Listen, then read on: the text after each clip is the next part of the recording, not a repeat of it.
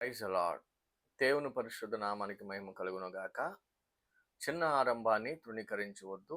ఈ దినం మన వాక్య సందేశం జకర్యా గ్రంథము 4వ అధ్యాయము 10వ వచనం మనం చూద్దాం. అల్పమైన కార్యముల దినమును తృణీకరించు వారెవరు? కొన్నిసార్లు మన జీవితంలో లేదా మనం చేస్తున్న పరిచర్యలో చాలా చిన్నదిగా మనకు కనిపిస్తూ ఉంటుంది. మనతో దేవుడు ఉన్నాడా? లేదా మనతో ఆయన ఉన్నాడా లేదా అన్నటువంటి క్వశ్చను ఖచ్చితంగా ప్రతి ఒక్కరికి కూడా వస్తుంది. కాబట్టి ఈ సమయంలో మనం కొన్ని వాక్యాలు మనం చూసినట్లయితే ఉన్న దాంట్లోనే ప్రభు చాలా మందిని ఆశీర్వదించడం మనం చూసాం. కాబట్టి కొన్ని వాక్యాలు ఈ దినం మనం చూద్దాం. కొన్ని పాయింట్స్ ఈరోజు మనం చెప్పుకుందాం. దీంట్లో 4 పాయింట్స్ నేను చెప్పాలని ఆశపడుతున్నాను.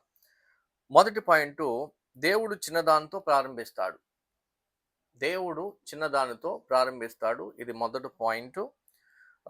మొదటి సమూయేలు 16వ అధ్యాయము 11-13 వచనాలు మనం చూసినట్లయితే, దావీదు మొదట రాజభవనంలో లేడు, గొర్రెల మధ్య ఉన్నాడు. కానీ దేవుడు అతని జీవితంలో అతని రాజుగా ఊహించాడు. మనుషుల మన పరిస్థితిని చూస్తారు, కానీ దేవుడు మన పరిస్థితిని చూసేవాడు కాదు. మనుషులు ఏం చేస్తారండి? మనుషులు మన పరిస్థితుల్ని చూస్తారు, కానీ దేవుడు మన పరిస్థితుల్ని చూసేవాడు కాదు. రెండవదిగా మనం చూస్తే, నీ చేతిలో ఉన్న కొంచెమే దేవుడు ఆశీర్వదిస్తాడు. 2వ రాజులు 4వ అధ్యాయము 1-7 వచనాలు మనం చూసినట్లయితే, ఒక విధవరాల దగ్గర కొంచెం నూనె మాత్రమే ఉంది. దేవుడు అదే కొంచెం నూనెను ఉపయోగించి ఆమె అవసరాన్ని తీర్చాడు. కాబట్టి నా దగ్గర ఏముంది అన్నది మాత్రమే కాదు, నా దగ్గర ఉన్నది దేవుని చేతిలో పెడుతున్నాను అన్నదే ముఖ్యమైన ప్రశ్న. కాబట్టి దినము ఒక విధవరాలు చూసినట్లయితే తన అప్పుల బాధలతో, వేదనతో, దుఃఖముతో, చాలా ఓర్పుతో ఉన్నప్పుడు ఎలీషా అక్కడికి వెళ్ళి, నీ దగ్గర ఏముందమ్మా అని అడిగినప్పుడు, నా దగ్గర నూనె మాత్రమే ఉందన్నాడు. ఎలీషా ప్రవక్త అన్నాడు, బాణలన్నీ కూడా తీసుకుని రండి అన్నప్పుడు ఆ విధవరాలు బాణలన్నీ తీసుకొచ్చినప్పుడు అక్కడ నూనెతో నింపబడినాయి. అప్పుడు ఆ విధవరాల దగ్గర ఉన్నటువంటి నూనెని దేవుడు ఆశీర్వదించాడు. అప్పుడు ఎలీషా అన్నాడు ఏమనంటే, ఈ నూనె అమ్మి నీ అప్పులను తీర్చి మిగిలిన దాంతో నువ్వు సమృద్ధిగా బ్రతుకు అన్నాడు. మరి మూడో పాయింట్ మనం చూస్తే, 5 రెట్లు వేల మందికి ఆశీర్వాదకరంగా మార్చబడ్డాయి. చూడండి, యోహాను సువార్త 6వ అధ్యాయము 9-13 మనం చూసినట్లయితే, ఒక బాలుడి దగ్గర 5 రెట్లు 2 చిన్న చేపలు మాత్రమే ఉన్నాయి, కానీ అవి వేల మందికి ఆశీర్వాదకరంగా ప్రభు అక్కడ మార్చడం జరిగింది.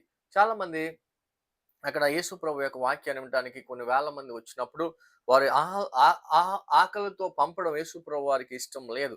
ఆ టైంలో ఆయన అన్నాడు, వీరందరికీ భోజనం పెట్టి పంపించాలంటే, అప్పుడు అక్కడ ఉన్న వారి శిష్యులు అనుకున్నారు, ఇంతమందికి భోజనం పెట్టాలంటే ఎక్కడి నుంచి మనం తీసుకురాగలం అన్నారు. కానీ ప్రభు అన్నారు, ఇక్కడ ఉన్న వారి దగ్గర ఏమైనా ఉన్నాయా అని అడిగినప్పుడు, 2 చేపలు 5 రొట్టెలు మాత్రం ఉన్నాయి అన్నప్పుడు, వాటిని ఆశీర్వదించినప్పుడు అనేక వేల మందికి అక్కడ ఆహారం పెట్టడం జరిగింది.